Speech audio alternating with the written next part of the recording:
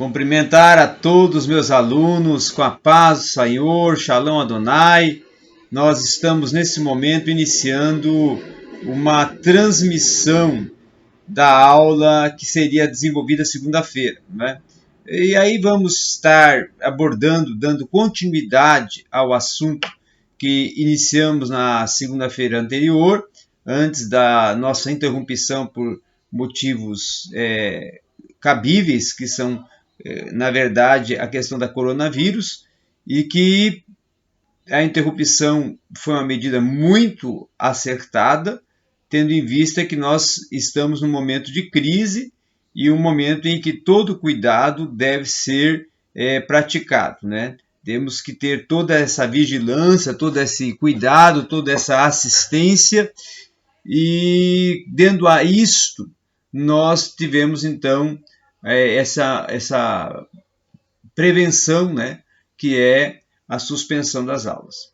E eu decidi, para que vocês não venham estar perdendo totalmente o conteúdo, a continuidade deste conteúdo, postar a aula ou alguns assuntos que estaríamos abordando na aula de segunda-feira que passou e que o prosseguimento, a continuidade da aula que tivemos anterior sobre modismos e pragmatismo dentro do contexto do protestantismo brasileiro. Quando na segunda-feira passada nós abordamos, e nós paramos justamente no slide que tratava sobre a questão dos extremismos direcionados aos shows gospel, né? a essa divulgação e esse envolvimento midiático de shows, de desenvolvimento glamuroso do mundo gospel. Um desenvolvimento glamuroso onde temos estrelas, onde temos megas eventos, onde temos um desenvolvimento todo artístico, midiático, onde que o público é conduzido por um animador, que pode ser um cantor, pode ser um pregador, pode ser um pastor, pode ser um personagem gospel, ou criado pelo mundo gospel, que vai entreter, trazer o público para dentro das suas propostas e realidades, que muitas das vezes não são para acrescentar, ou a melhor dizendo, em grande parte dos momentos que ocorrem esses eventos não são para acrescentar, mas sim para entreter o povo com algumas palestras de autoajuda, palestras direcionadas mais a risos, a humor, do que à verdadeira integralidade do Evangelho, ensinos mais pautados a ideologias antropocêntricas do que teocêntricas, né? Um antropocentrismo exacerbado em vez de uma teologia, em vez de uma bibliocentricidade no discurso, na pregação, no contato público, orador público, que deveria ser, na verdade, uma pregação totalmente, integralmente bíblica, torna-se uma pregação totalmente contextualizada ao ambiente, à realidade do evento, à proposta do organizador, que muitas das vezes torna-se um empresário ou torna-se um promotor de evento gospel que vai lucrar com esta prática. Não é? Então essa é uma realidade que nós vivemos hoje no protestantismo brasileiro, que é que eu denomino como caos do protestantismo contemporâneo, né? O caos do protestantismo contemporâneo. E outra realidade é voltada vamos dizer assim, a participação pragmática, né? E o envolvimento e a inclusão de um pragmatismo religioso dentro da igreja, ou dentro das propostas gospels, dentro das propostas do mundo gospel, surge aí um pragmatismo religioso. Pragmatismo religioso, esse que propõe, o que defende a tese de que tudo que dá certo, tudo que é louvável, tudo que surgiu de uma ideia que tornou-se um expoente, uma referência, que foi algo testado, que trouxe um grande resultado, que trouxe um grande avanço, que tornou-se um cerne para uma projeção, para uma realidade, é acatada, é praticada e é inserida no contexto. Independente se essa realidade ela não é do nosso ambiente, ela não é do nosso contexto, ela não é da nossa realidade cultural, da nossa realidade eclesiástica, da nossa realidade eclesiológica, ela é inserida. E dentro até de outras propostas e roupagens teológicas, esse pragmatismo, quando ele se direciona ou se enfoca a ser incluído dentro do contexto eclesiástico, muitas das vezes aqueles que estão o promovendo não concebem ou não compreendem que o que deu certo lá na China, o que deu certo na Ásia, o que deu certo na Alemanha, o que deu certo no Uzbequistão, o que deu certo em qualquer outra parte do planeta Terra, não vai ser algo que, se eu implementar dentro da minha realidade, vai dar certo. Né? É como se a pessoa dissesse: deu certo com o David Yung Shu, eu sou o David Yung Shu do Brasil, então eu vou trazer e vou colocar o produto dentro da minha realidade. Não. Deu certo com César Castelhanos, eu vou trazer e vou colocar dentro da minha realidade. E assim, deu certo com David Reagan, eu vou trazer e colocar dentro da minha realidade. Deu certo o propósito e a projeção midiática e evangelística proposta por Benny Hinn, com a sua teologia da prosperidade, então implemento as mesmas vertentes e propostas e segmentos propostos para ele dentro da sua concepção teológica, não é? Se é que posso considerar concepção teológica, eu vou implementar e colocar ela dentro dessa proposta minha de igreja. E aí surge-se eventos, igrejas, realidades que são, na verdade, uma introdução e uma inclusão de realidades de outrens, né? Como se nós estivesse sendo uma igreja produto, certo? De uma importação. Estamos importando, né, uma realidade para ver se é a implementação da realidade que já deu certo em outro local, em outro ambiente, em outro contexto, vai dar certo no meu. Sem uma pesquisa de campo, sem um estudo do caso, sem uma verdadeira originalidade, a pessoa prefere tornar-se um copiador, tornar-se uma cópia de outras realidades e implementar dentro do seu contexto eclesiástico. Então essa é uma outra circunstância, uma outra situação,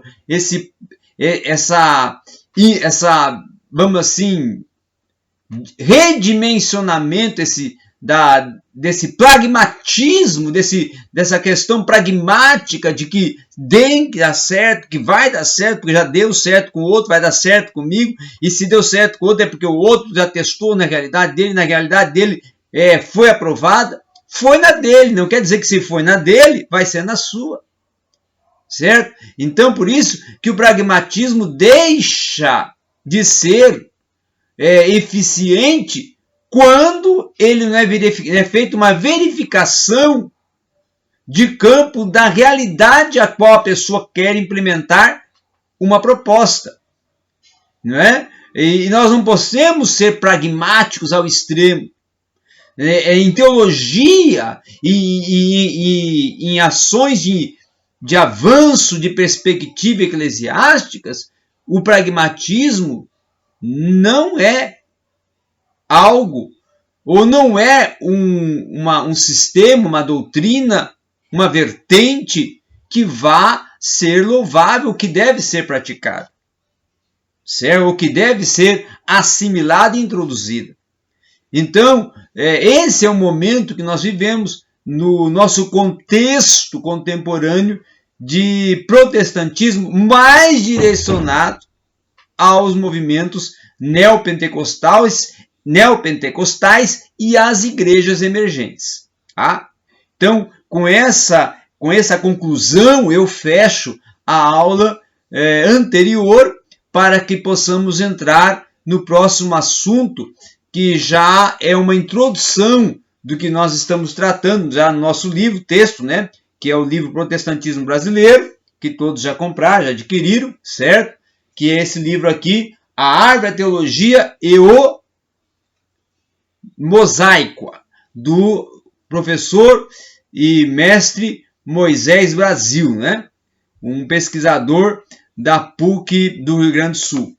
Então, quando nós trabalhamos com essa questão, lá na página 53, nós já vamos ter, dentro da proposta até lá do sumário, certo? Que o autor está discorrendo de proposta de plano de aulas, né? Os congregacionais ou congregacionalistas, né? Os congregacionais ou congregacionalistas dentro da proposta justamente dos ramos, né? Ou a vinda dos ramos, ou as ramificações eclesiológicas das igrejas, denominações, chegando no nosso contexto, no nosso território brasileiro. E aí nós vamos ter no ano 1836, lá na página 53, a chegada, não é? O início da exploração e da participação de um projeto missionário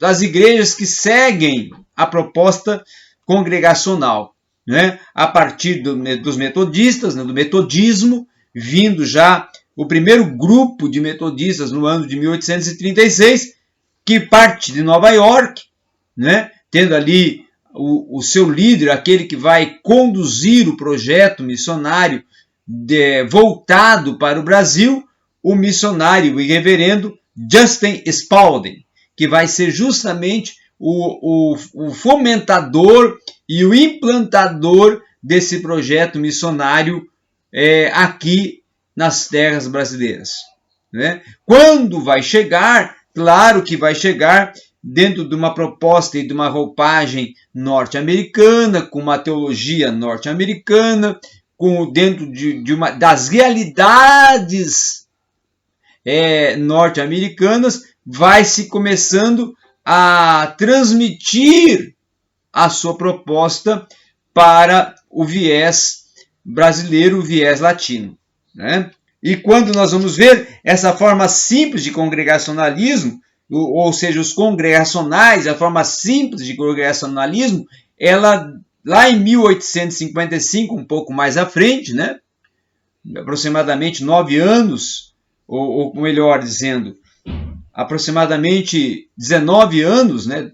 Quase 20, quase 2 décadas à frente, após o metodismo estar já sendo implantado no Brasil, é que os congregacionalistas vão ter a oportunidade já de estarem se emancipando, de estarem já se instalando de forma definitiva no Brasil, né? Iniciando, claro, com a proposta da Escola Bíblica Dominical, e aí nós vamos ter aí o exponencial, a participação exponencial de um casal que vai ser o vamos dizer assim, os fomentadores, os introdutores desse projeto no Brasil, que vai ser o Robert Kaelin e a sua esposa Sarah Kaelin, que vão lá no ano de 1825 a 1907 dar introdução na sua participação aí de 1825 a 1907, não é? Ou melhor, em 10 de maio de 1855, eles vão dar início a esse projeto, certo? E aí vão até o ano de 1858, ou seja, 3 anos, né? De 1855 a 1858, durante esses 3 anos trabalhando com a Escola Bíblica Dominical, para no ano de 1858 vir a efetivar já o início oficial e implantação oficial da Igreja Presbiteriana aqui no Brasil.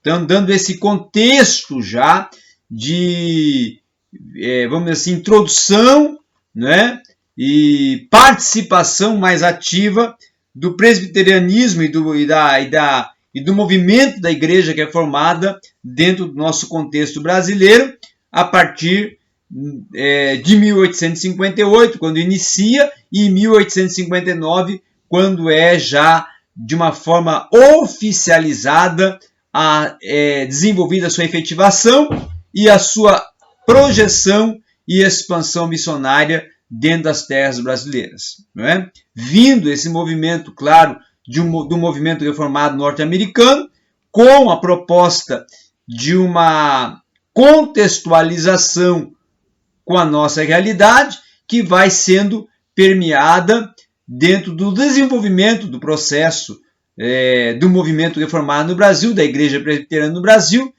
que inicia-se, claro, com seus missionários norte-americanos e com o passar do tempo, quem sabe ali 3 décadas à frente, 4, vamos ter já os nossos desenvolvimentos tupiniquins ou desenvolvimentos brasileiros, com já tendo toda a estrutura eclesiástica do presbitério, não é?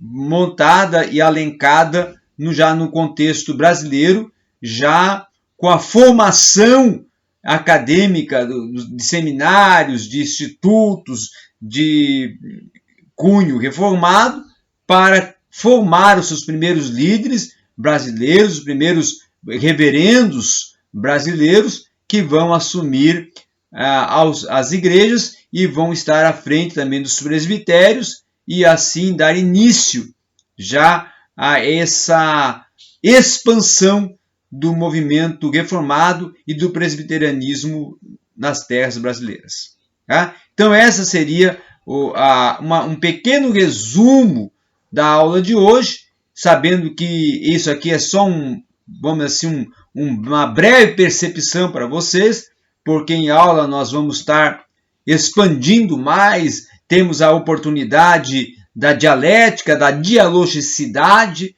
né? E com isso nós vamos expondo e vamos ampliando as ideias e construindo todo o arcabouço que compõe essa matéria que nós estamos estudando nesse semestre Protestantismo Brasileiro, tá? Dentro da nossa proposta de curso, a qual nós já passamos e disponibilizamos para vocês.